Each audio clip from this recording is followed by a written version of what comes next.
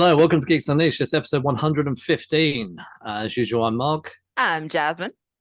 and our podcast mission statement is that each week we will be talking about our current viewing, reading, or playing geeky habits. We're also mixing in a bit of pop culture's latest news and watching a comic book or gaming movie or TV show, well, related movie or TV show. So I Ish. need We're to, in the realm.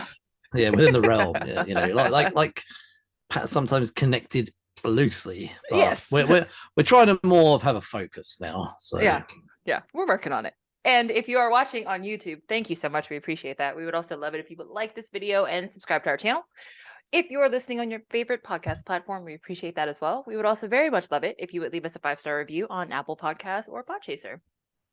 And lastly, please feel free to throw us all your money in the street maybe as not we're all of walking it. down. I mean, just throw coins and cash at us as we're walking down the street. No, we have a link for more sensible modern times. Ko-fi, please dip in and buy us a coffee. Pound or, there you go. The odd pound or quid or dollar. There. We accept all currencies. I had a question the other day from somebody on your side of the ocean. What is the difference between a pound and a quid? I said nothing. They are the same thing. So they're just different. It's like a buck and a dollar. Yeah, basically, yeah. Quid is like a slang word Yeah. for a pound.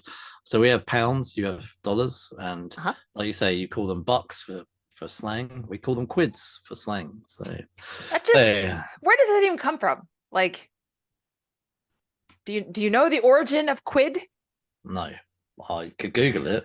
It's never been on my mind to even wonder. It's just something I've grown up with. Like I've got, it's like as you're walking out the door, I've got a couple of quid. Actually, I need something for the parking, or no. Yeah. To be honest, most parking now is by card. But like if you or like when my kids for school, the school disco. Actually, a lot of that stuff for the school now is also done on an app. Like yes.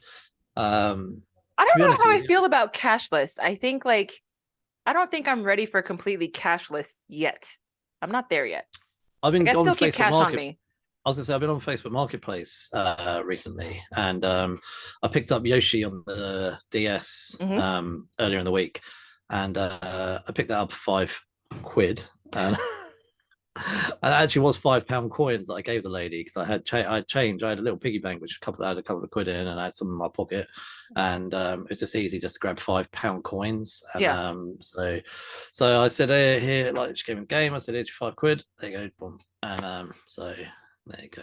Nice. All right. So just I think slang.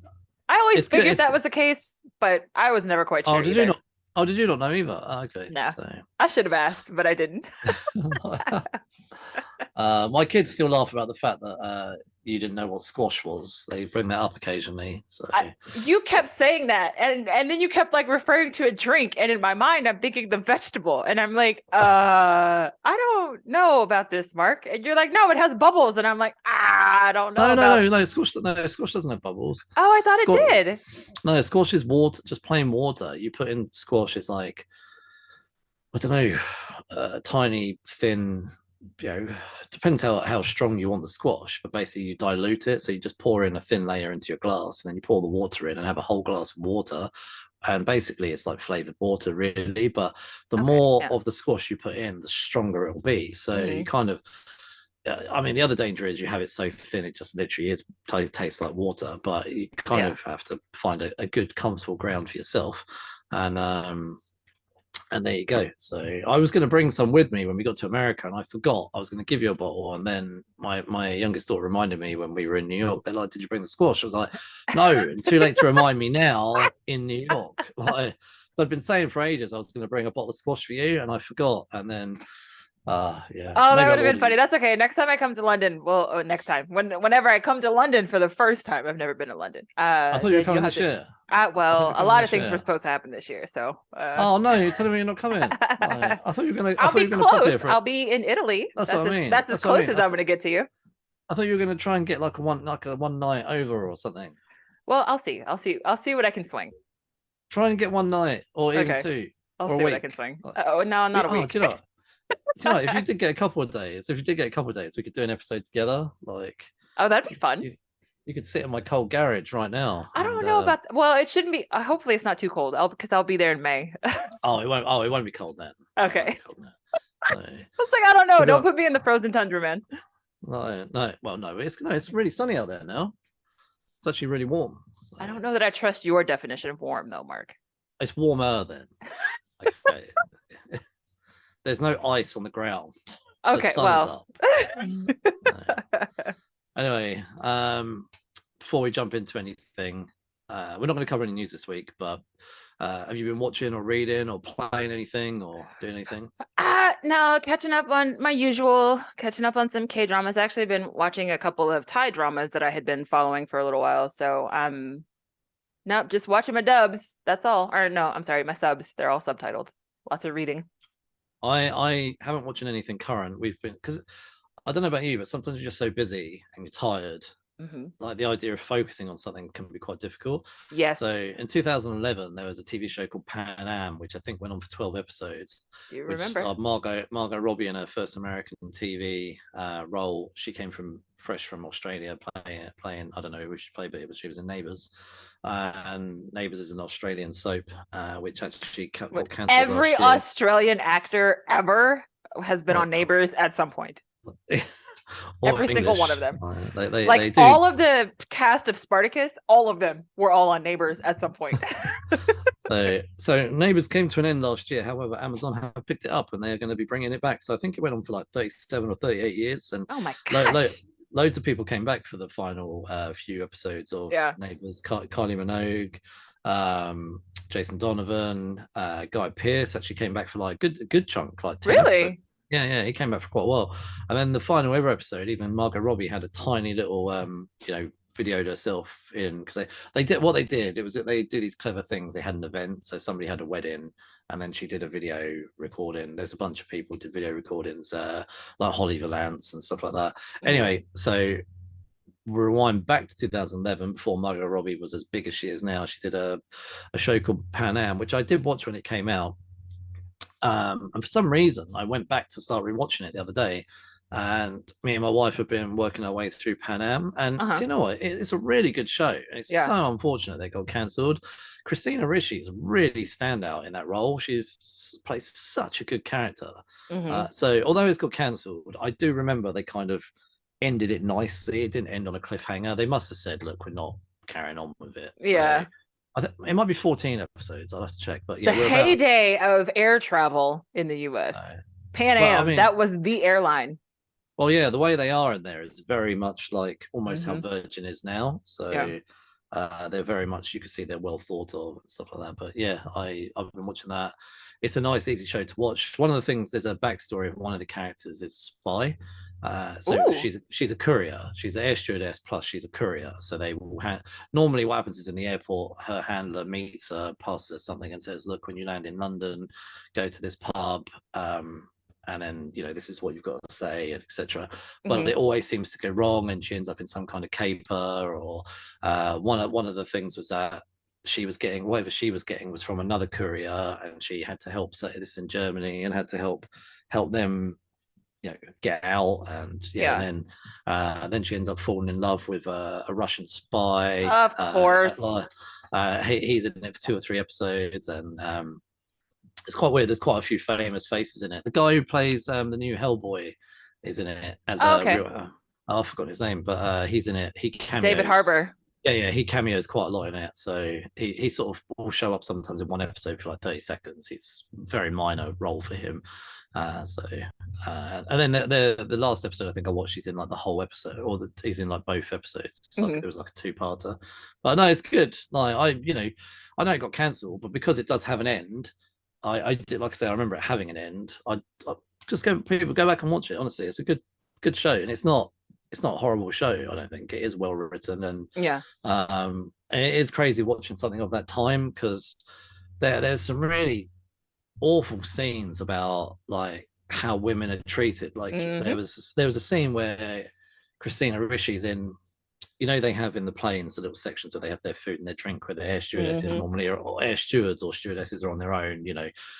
Some passenger follows her in and gets handsy with her, and I can't remember. Oh, she stabs him yes, and that is the appropriate response. And then the pilot basically has to undo all the damage to him, because this guy is like, "Look, I'm going to get you fired," etc.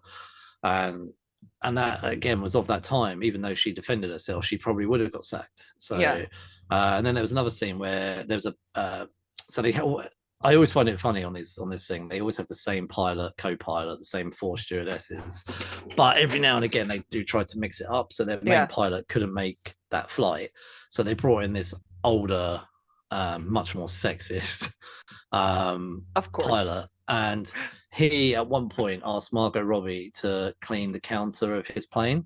So she's leaning forward, and he's literally like looking down her top, and she deliberately spills his coffee over him, and again, the co-pilot basically launches in and saves her, but he does it very differently. And but yeah, it's just like, again, men throwing their weight around. But other than that, it obviously does highlight some of the things of the times. I would say it is good. It is a good show to watch, though. It's one of those nice shows where everybody's nice to each other, but there is confrontational moments throughout, because clearly you'd never want to watch a show where there isn't any kind of confrontation or something didn't happen. Something didn't happen. But no, it is a nice show to watch. I enjoy it. I like the spy part, and it has made me wonder, did that actually happen? Did stewards get past info? Like, because they would have even flown, because the restrictions weren't as bad back then. Like, nobody was taking their shoes off or any of that crap that we have to do now. Like, none of that was happening. Oh yeah, I wonder. Probably drugs were probably easily smuggled in and out. So yeah, I'm sure. I would imagine there was a lot that got smuggled in and out, but information was probably really vitally key. So there's one episode, I think might have been the pilot, where that's it. Her name's Kate. She's the that's sort of the spy, etc. And she's told what her first mission is. She has to get the passport from this guy's bag, like take a picture of it and put it back. But actually, he is take a picture. How? Like, I think she's given a camera or something. I can't remember what it is she has to do now, but she has to get the passport or something and then put it back, all without him seeing. And at the end of when they land, she's then told that actually he was an American agent, and this was a test to see if she could do it. So that was quite good, I thought, as well, because I thought they would never just throw her out like without any real testing and training and stuff like that. So, and because she does work for Pan Am, they couldn't really send her off for 6 months in CIA school. It would have to be CIA school. Where can I apply for CIA school, Mark? Well, there was that FBI place they go? Oh, Quantico. Don't they sometimes train? Don't the CIA train at Quantico as well? I don't know. Okay, I might be making stuff up there, but like, I'm sure they have an office. So, but I'm sure that the CIA have somewhere that they can go to train. But if you're going to get as a Pan Am stewardess to now be your courier, the training is going to be fairly limited, because they're not going to be able to make you disappear without real explanations and raising suspicion. So anyway, it's a nice show. Like I say, it might not be for you, Jasmin, but if you need something, I guess what I would probably say is like bubblegum TV. It's kind of like, it's like that. So anyway, we're going to jump into this week's main event, unless you've got anything you want to add. Nah, I don't think anybody's interested in the stuff that I'm watching, so you don't know. Anyway, let's jump into it. So we're gonna do something different. We're gonna throw up the trailer. So for those on YouTube, you can see it. For those on podcasting, you can hear it. You should be able to hear it. Werewolf by Night trailer, and then we're gonna chat about it. Yeah, because this came out back in October, and I've heard really good things about it. So this was my first time finally like sitting down to watch it. So trailer first, and then we'll jump right into it.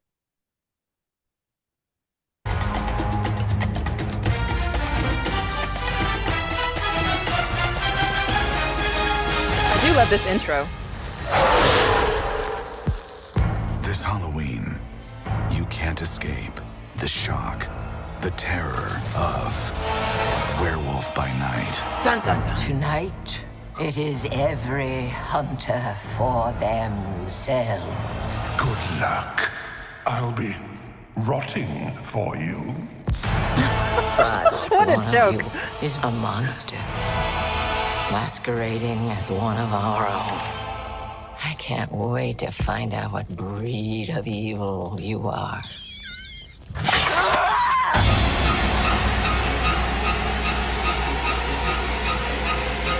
know, for some reason, I didn't expect this to be so much of a creature feature.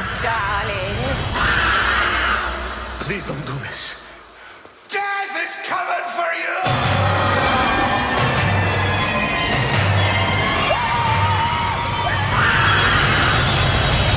Werewolf by Night.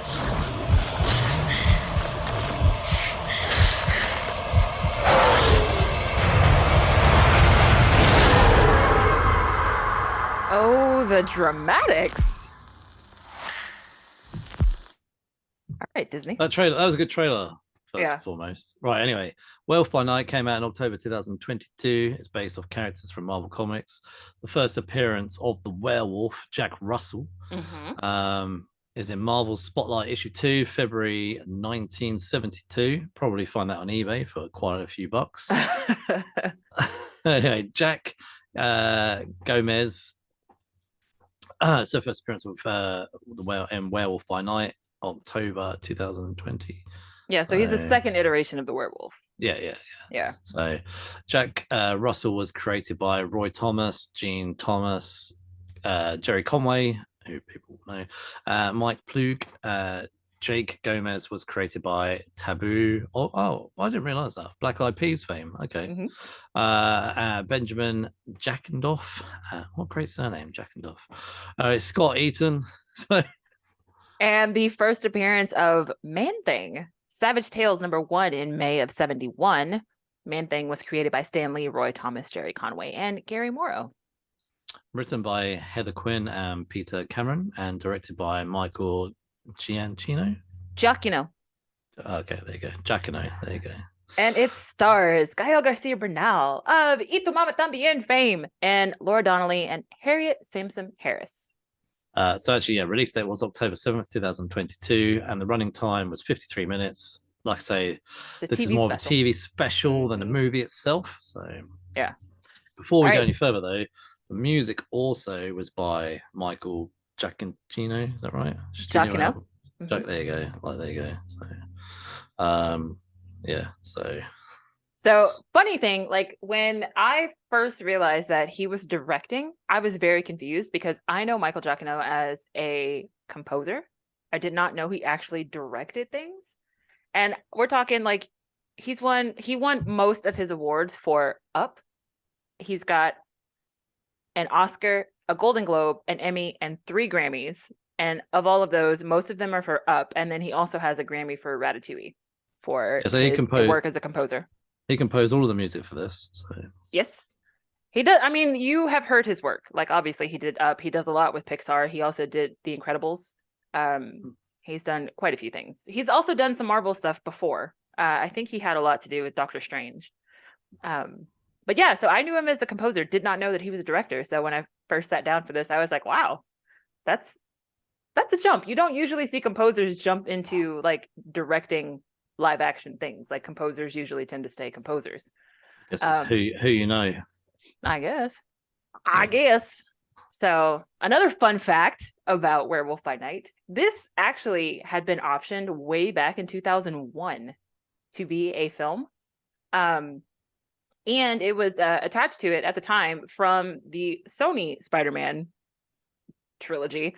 It was Ari and Avi Arad were tied on to be producers and supposedly writers for the first iteration of this film that was in the works back in 2001. Obviously, that didn't happen. They changed writers a bunch of times, and by 2006, they finally just kind of like scrapped the whole project. But Marvel refused to give up the rights to Werewolf by Night, and they even told Kevin Smith that he could not use the character Werewolf by Night or Man-Thing actually in Howard the Duck.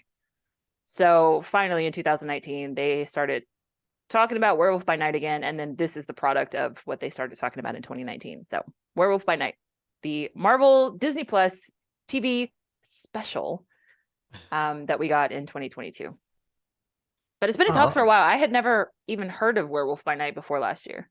I mean, I'd heard of it for years as a comic, but I had never any interest in reading the comic, which shame on me. But I can't read everything, and it just didn't ever jump out at me. I'll be honest with you, Marvel, like, I know people love Blade, And let's be honest, without Blade, we wouldn't be sitting here probably talking about this. Yep. So, for those who didn't know, Blade actually, Marvel was on the verge of bankruptcy.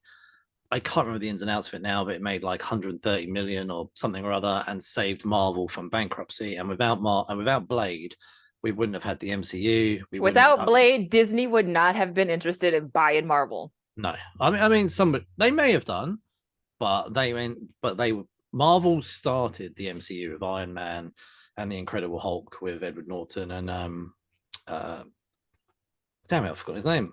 No, not Ed Norton. It was Eric Bana. That was Universal. No, sorry. The MCU movies as we know now. So it was Incredible Hulk. Was done by Marvel. They borrowed money from a funder, and they secured the rights of their IP, which was they put 10 characters forward, which was Iron Man, the Hulk, and I can't remember the other 8, probably Captain America and Thor, I would imagine. So we had Edward Norton's Incredible Hulk, and I've gone blank on his face. Iron Man. Robert Downey Jr. and Tony Stark. Yeah, Robert Downey Jr. Yeah, but all of that was because they started to get themselves out. They got themselves out of bankruptcy. They started to make the company profitable. And they knew obviously the movies were going to help to really the comics make money, but the movies make money. Yes. And Blade obviously saved them, and we did have funky films like Howard the Duck. We won't talk about it now. So it is crazy to see. Without those films, we wouldn't actually have. Without Blade, we wouldn't even be sitting here talking about Werewolf by Night. Right. So I might come back to my point here was I've never really been that overly interested in Marvel's supernatural side of things, because I've always felt, again, Marvel, even as a comic book company, was always fairly family friendly, even before Disney bought them, because Stan Lee was always very family friendly, the Comic Book Code Authority, etc. So I'll be honest, if I'm going to read a werewolf comic, or you want something gruesome. Well, yeah, I want an actual. I don't want it to be campy and comical, because I just wouldn't take it seriously. And Marvel doing supernatural stuff to me in the comic book world just always felt like campy stuff. And I like the movies like Underworld or Blade was brilliant. The movie of Blade was brilliant. The first one. Yeah, and there was a comic that came out years ago from Image Comics called Crimson. Went on for like 24 issues. Escapes me who wrote it now, but it was a comic book about a boy who becomes turned into a vampire, and it follows him for 24 issues, and eventually I think it ends with him becoming human again. But it was quite gruesome, and he comes across and it was never comical at any point. And when I do read stuff like that, I want it to have a little bit more, I guess, violence, gruesome. So Werewolf by Night as a comic, it never really jumped out at me. It might not be campy, but I think because Marvel, I felt when they did. But I feel like the time frame, like it came out in 71, it's campy. Yeah, it probably was campy. And now maybe at some point I might pick up an issue just to be sure just to see. Yeah. So that's why I've never read any of those things. I've read the odd Blade comic, but again, it's all very safe. And I know there was one point. I'm pretty sure they turned Jubilee from the X-Men into a vampire or something. And again, that was all, I think it was Brian Wood that might have done that. Again, it was all very safe and non-violent. Anyway, that's kind of just trying to lay out my groundwork for why I've never really gone down that world with Marvel Comics in terms of their supernatural offerings. Yeah. Well, I mean, I think that's fair. Like, if I'm going to watch, like, I feel like it's very different. Like, if you're going to watch the campy stuff, like, that's what those old school black and white films are for, right? Like the old school Frankenstein or, Bride of Frankenstein, that kind of stuff. But like nowadays, if I want to watch a creature feature, like I want to see throats being ripped out. I want to see like heads rolling. Like I want to see all of the awesome, gory goodness that we didn't get to see before when the CGI was not up to snuff, Yeah. So you had another fun fact for us. Oh, no, I already did that one. Oh, okay. Sorry. Oh, yeah, because it did the wrong way around. Yeah. Apologies. My bad. Okay. So summary of this movie from IMDb follows I can't even say that word. Follows a Lycanthrope. Superhero who fights evil using his abilities given to him by a curse brought on by his bloodline. Dun, dun, dun. You know, I gotta say, these IMDb summaries, like, they're short, but they don't really tell you anything about the movie. Nothing at all. Maybe we should go back to doing our own ones. Yeah, our own ones that take 10 minutes. Overall thought on this TV special. So, just what do you think, actually, just on Marvel? I mean, I thought it was cool. Like, to me, it felt like that old school Universal universe of the Universal, like, shared monster, like, it really had that feeling. Like, it was eerie, it was creepy. The black and white was a really nice touch. But it was also, like, just long enough that you didn't lose interest. I think if this had been like a full length film, it would have been a bit boring.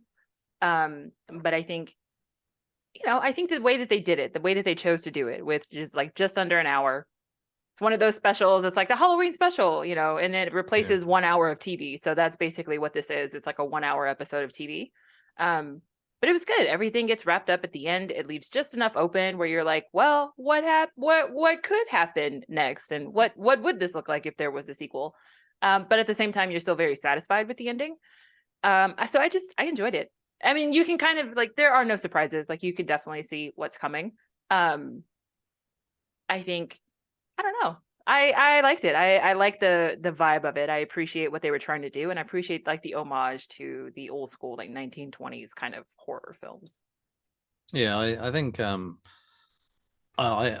terms of this content, and I think you just mentioned a minute ago about Universal's old monster movie universe, and we've joked on this podcast many times about Tom Cruise and his attempt to re-energize it through The Mummy. But if you think about what they did with Tom Cruise's Mummy, where they threw in a lot of stuff because they were trying to world build, they've done the same in this, but they've not done it in a world build sense. So I love how they throw up at the very beginning the normal Marvel intro showing the characters, but then they kind of horrify that with, like, claws and noises that clearly they let the audience know this is an MCU movie, TV special, but different. However, it's off in its own world. And then they introduce a lot of characters in this that we may or may not see again, including Man-Thing predominantly. Is someone I think will at some point get his own TV special. Maybe this October we'll hear him, or down the road, I don't know. That would be cool. So I think they will build enough in this film that it's not over the top like The Mummy with Tom Cruise. I think, like you say, it was kind of a sweet spot. It wasn't a 40 minute thing, which was just, it would have been a TV episode. They just, it's just really, they just tipped it over into 10 more minutes. Like you say, it was just over 50 minutes long. I think an hour and 20, hour and 30 could have been too long for, really, this is a very short story. This story has been done many times. Of course. Yeah, you're called to the middle of the night or whatever it is to all sit around the table. There's this thing that's happened. Secret society, monster hunting, all the stuff. Like, nothing is new, but it's still fun. They do it in a fun way. Yeah, they do it in a fun way. I was going to say many things jumped out at me. The music, probably the music is one of the most standout things from this whole movie.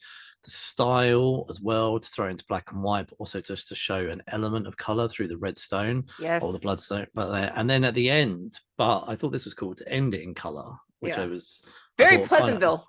But it brings it back to today. So overall I enjoyed it. I thought it was done very well, and it was very much similar, like you say, to those old Universal monster movie campy films, which again, those are things that have never really appealed to me.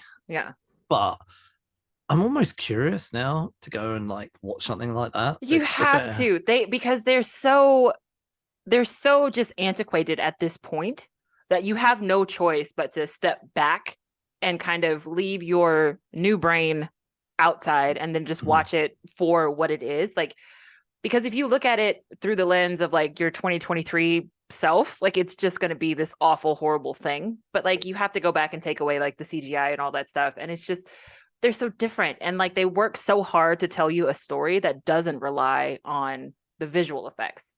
And I think that they get the chance to be creepier and more eerie, because and that's why they put so much more effort into the music and like the mood that goes into the old school films, because like that's what you have to do to build the tension enough, because you didn't have the graphics to carry the film.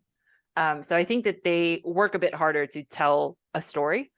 I love them. Like I still like, there's a special place in my heart for all of these old school kind of movies. Like me and my mom when I was a kid, which was way, way above what I should have been watching as a kid. But like one of my mom's favorite old school films is Nosferatu.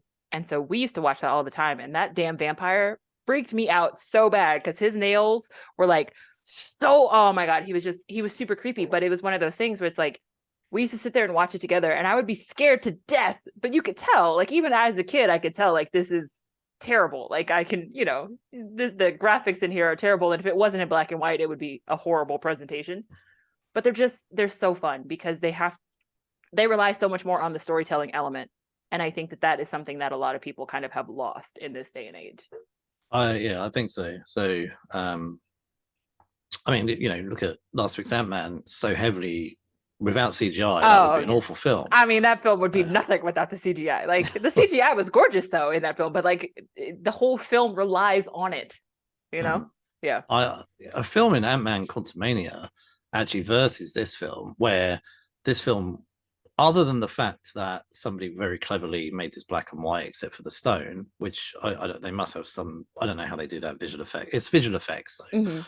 But a lot of the effects in this were from makeup, from practical effects. There were a lot of practical effects in this movie. So everything around them, as an actor, would have been visually there. They would have been on a set with, like I say, werewolves, in costume, or there was that guy in the box, the in the coffin. The coffin, he was a puppet. He was a puppet. Like that whole thing was he was driven by a puppeteer.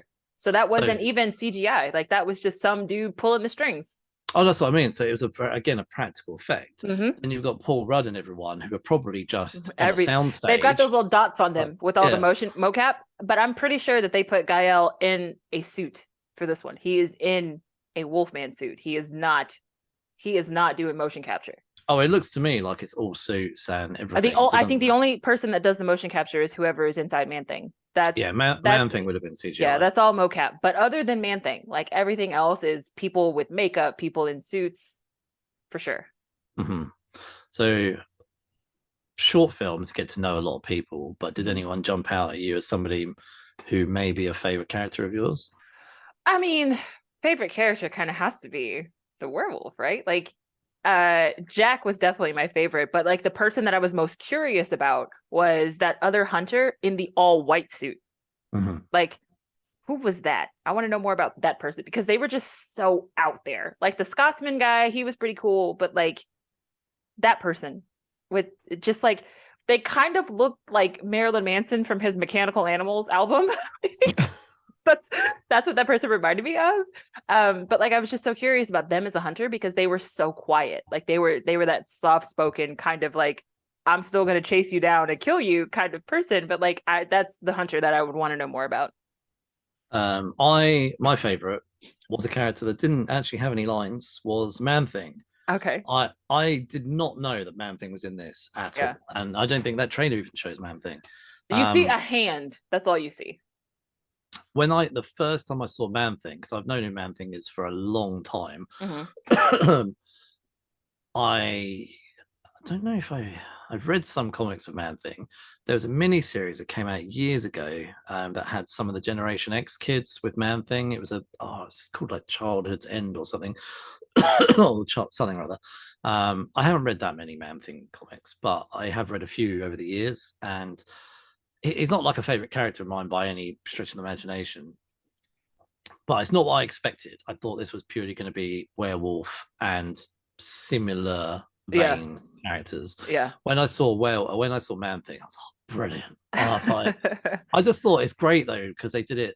Like I say, this whole Will Building thing, they brought him in subtly, and I love the fact that he's not just purely monster. Yeah. So he's Ted. He is a monster. Call him Ted. Yeah. But and like the comedy aspect was cool. But he looked out for his friends, mm-hmm. but equally was a badass to those that were not.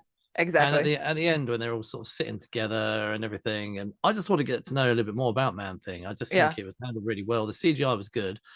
well, not it was outstanding in regards to Man Thing, Yes. but it didn't stand out like you say when we've got puppeteers Mhm. and practical effects. Yeah. It- I don't it think you wasn't could have glaringly done Man Thing obvious. as a practical person in a suit. I think like the only way to do something like that is to do the mocap. But like for something this short and this small, like you spend your budget wisely, right? So you've already spent your budget to make it black and white with the few pops of color, and then Mhm. you spend the rest of your budget to make Man Thing look realistic, and then everything else can be the practical effects. Mhm. What I really wanted, like I was doing research and I couldn't find it, but I really want to know what the budget was for this. I don't I know couldn't- I actually. couldn't find that anywhere because I'm guessing they probably did all of this for like under Nothing. 100 million. Yeah. Well, probably way less than that, surely. Well, I don't know. I mean, possibly. So that was, if we figure that out, I'll put it in the show notes. But that's what I was very curious about. Uh, And it doesn't really like, as far as like structure and writing and stuff, it doesn't really leave too much to the imagination. Like we said, it's very, it is not hard to guess what's going to happen. But at the same time, even though you can see it coming, it doesn't feel like a womp womp. Like it doesn't feel like a letdown, I feel. So I liked that it was simple, but it was still entertaining and it was something different. It's something that we haven't seen from this version of Marvel. And it also gives you the room to kind of dream or imagine, like, if this were to continue, if this gets a sequel, if this gets anything else, if these people pop up anywhere else, like I would still be interested in figuring some new stuff out about these characters. Like I would like to know more about Jack, the werewolf. Like how did he get cursed? Why does this happen? How many monsters has he saved? If he was part of a hunter organization where everybody thought that he killed monsters, but like how many monsters has he actually gone out and saved instead of killing them? I'm struggling to find, like you say, anything about the budget. Yeah, it's hard. They kept that one secret. No, I'm not finding it. So, unfortunately, but yeah, if anyone finds out, let us know. I've no idea how much it costs, Yeah. but what I have found out was it's done fairly well on Rotten Tomatoes. 89% audience score, 90% on the review on the tomato monitor, what we would call it. I think you have to just take it at face value. Like you can't, like I said, because of the tone that they have set for this one, you can't look at it the way that you would look at Infinity War or Endgame. You know what I mean? Like you have to look at it for what it is trying to do. And in that sense, it does that very well. Like this, it reminds me of the old Universal stuff. It also reminds me of stuff like League of Extraordinary Gentlemen, which I know people like to shit on that movie, but I love that movie. But it's still like that old school vibe of like the monsters that you are familiar with, even if you are not privy to or like are not a big fan of any kind of monster universe. Everybody knows vampires and werewolves, right? Like of the two monsters in all of creation, everybody knows vampires and werewolves. So it's really easy to kind of jump into this without having any kind of history at all, because chances are at some point in your life, no matter how old you are, you have been exposed to a werewolf feature somewhere. Oh, I think, one of the first ones I watched was American Werewolf in London. Yeah. Oh, did you ever see that The Wolfman with Benicio del Toro? I don't think so. Okay. I don't think you could watch that one with your wife. Like that one is actually really freaking scary. It is so good though. It's so good. I think you should put that on your list. We should do that. We should have a Halloween special where we like a whole month of October we should just watch like our favorite creature features. Yeah. Oh, we'll figure it out. We should double it up. Yeah. Maybe like throw in some crap stuff like Ghost Rider. And so we should do Blade. But anyway. Maybe these things too. Maybe we should just do like October till December horror. Oh my god, yeah. Like why does it have to just be October? We could totally do that. We're that's gonna what Robbie figure does. something out, yeah. That's what Robbie does on Pop Culture Philosophers. He has 2 months. The Horror Fest, yeah. Horror Fest, September and October. Maybe we do two months of Horror Fest. So okay, all right. Anyway, the structure of this movie, it's not really a movie, it's a TV special. Yeah. That's what it is. It's not really a movie, it's a TV special. Random TV specials. We had Guardians of the Galaxy holiday special, and we had this as well. So the structure, I think, is actually very tight. It's very tight storytelling. It's very 1930s. It's actually really well done. I think, to be honest, they play real like they pay an amazing homage to the Mhm. classic monster movie of the week type movies that we had in the 30s. Yep. You know, the CGI is minimal, the practical effects is massive. The characters and the character development, while small, is mainly, I would say, between Jack and Elsa. Mhm. And for me, some of my favorite scenes are, you know, in that little funeral place where they're the doors Yes, locked. in the tomb, in In the the tomb, crypt. that's it. Yes, In the yes. tomb, in the crypt. I thought that was brilliant. Just as she's Me about to too. say, "Don't close the door." Yeah. Oh, And that's damn. it. Yeah. So together, and I just love how there's sort of the little banter and the chemistry between them. And she figures out one of her relatives left some keys in the coffin. Yes. In the I was coffin, you like, go digging through the dead bodies. I love how she's like passing him like body Bones. pieces, like Yes. bones and stuff like that. I was like, it's so weird and Yeah. also funny. But it So, also, it's funny because like that definitely has like an Indiana Jones vibe, right? Like that that it's still encompassing that whole era of 1930s kind of stuff. yeah, I thought this is put together. There's not anything I would have, in all honesty, changed about it. I thought it was really subtly done in terms of the incorporation of a whole movie of characters that we've never seen before. Because Marvel is gradually introducing us to new people like Shang-Chi and She-Hulk, and some of it goes down well, and some of it not so well. And I think for me, I enjoyed the introduction of Jack and Elsa and Man Thing. They really stand out to me. I would love to see more from this type of world. So I really hope we get a follow-on to Werewolf by Night. Yeah. I love that Jack and Man-Thing are friends. And like at the end, we get that little banter between them. We have no idea what Man-Thing is saying. Like he is speaking and Jack can understand him, but we as the audience cannot understand him at all. And they just have this back and forth banter where Man-Thing is like, well, I saved your life. And Jack is like, no, you didn't. Like I saved everything. Like, what are you talking about? And they just kind of go back and forth about who did what and who helped who. Yeah. No, I think it was great. What about yourself? Do you have any favorite moments in this TV special? I think, yeah, like you said, it was probably the crypt scene. Like because you knew, like as soon as she recognized that family member's name, you knew that she was going to go digging through that coffin and she was going to find exactly what she was looking for. But I love the whole like you're in a maze and we released a monster and you got to go hunt the monster in the maze and whoever gets the monster first gets the stone and you win. Like it's like it's so much stuff that you're familiar with. Like, I mean, it could even be like the Triwizard Tournament in Harry Potter, where you're like in the maze at the end and you have no idea what's happening, but you know you got to get to the cup before everybody else does, right? So it's just, it feels so familiar, and I think that is just kind of comforting. So it was a fun hour to sit down and just kind of enjoy the presentation. It didn't require you to think heavily. It didn't like your brain is just not like running. You're just enjoying it for what it is, and I think that we don't get too much stuff like that these days.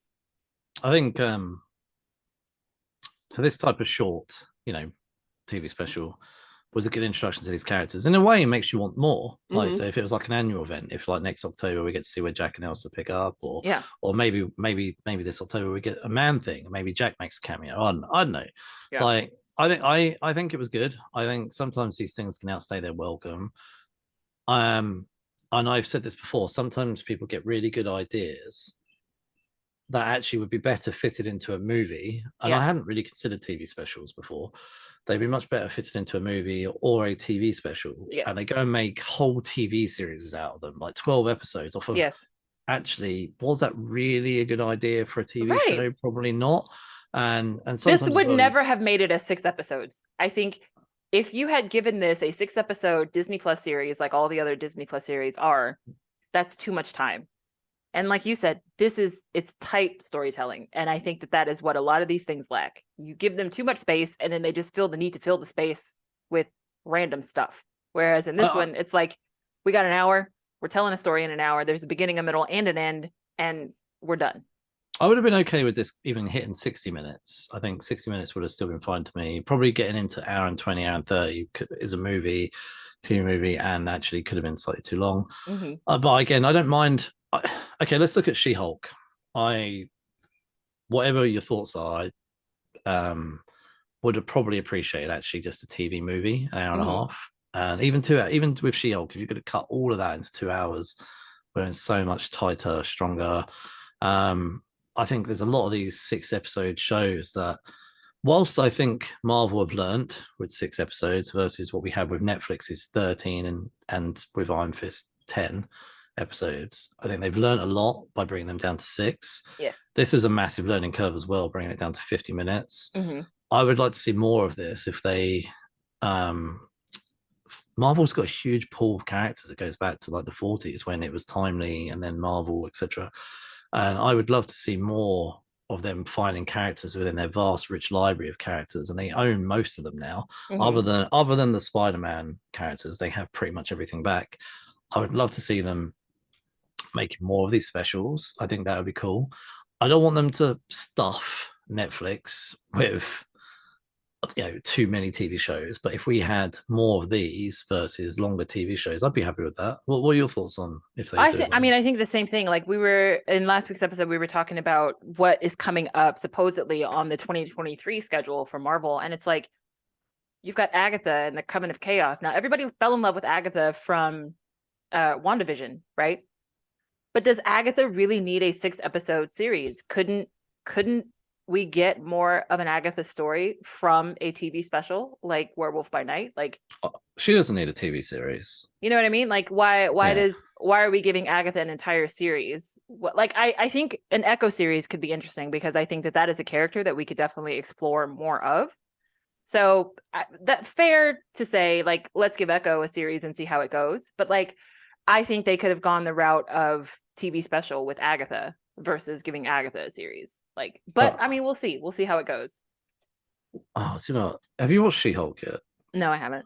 Oh, you should watch it. You should watch it. We'll do an episode on She-Hulk, but they introduced a character in She-Hulk played by an actress called Patty Guggenheim, who played a character called Madison. Oh yeah, everybody loved with Maddie. A Y. Yeah, and Madison, it's with a Y, and it's not where you think. I was chatting with some friends the other day saying she should have a TV special like with Wong, so there should be a Wong and Madison TV special. That I would watch it. Like, they don't need a TV. They don't need a movie, but if they did a 50-minute special, they should do a Christmas special with Madison and Wong. Oh my gosh. But see, that's the thing. Like, Disney Plus has the room to do that. You have your own network. Like, you don't have to shop this around. You don't have to explain it to anyone else. Like, you can literally get your people together, get your budget together, and say, all right, we're doing another 53-minute. We're going to do, Madison and Wong, and we're going to do a Christmas special, just like we did Guardians. Like, that Guardian special was like less than an hour too. Do you know what they could do? You know how we said last week about Lewis, how he could recap all of Quantumania for someone else in another film or something. Have you heard of a TV show in the UK called Gogglebox? No. It's a reality TV show. I don't watch reality TV, but basically they just have gone around the UK and found families that sit in front of the TV and they film them watching TV and they turn it into a reality show. And so, throughout the week, there'll always like be big things on TV. And they'll just basically like, say like with soaps and stuff, if something big happens, they can film their reactions, and they have normally like the same 8 or 10 families. I'm just thinking, how cool would it be if like they did a Gogglebox for like Disney characters, and like Madison and Wong are sitting there drinking beer, popcorn, and like you could imagine them not just watching Disney shows, but like watching like other not Marvel shows, but like other Disney shows. Like a Christmas Gogglebox special would be so funny, like with them just seeing their reactions to like other things, like I don't know, like something big happens in The Mandalorian or whatever, like oh my god, that's Luke Can you Skywalker. imagine Wong watching The Little Mermaid and him complaining the whole time, like, how can they breathe underwater? I can definitely see that. Like, that's the only thing he cares about. He's like, none of this makes any sense. How can they breathe underwater? See, that's what I mean. Like, we should be in TV. Gogglebox with the somebody hire us, please. Right. So anyway, what would you rate this out of 5? 5. Yeah, Give it a 5. 4.75. Okay, all right, I'll take that. So next episode, we thought actually this is a good move. we're going to go back in time to 2005 and we're going to review the Man Thing, or no, it's just called Man Thing. There's a few people in there's faces you will recognize if you go to IMDb. So Dun dun dun. I'm excited to find out more about Man Thing. We are Geeks Unleashed on social media everywhere: Facebook, Instagram, and Twitter. Come say hello. Yep. And you can get this podcast wherever you get your podcasts: Google, Podbean, Apple, Spotify. We are everywhere. So please leave us a 5-star review and tell your geeky friends. Thank you for listening. Have a good week. Good journey.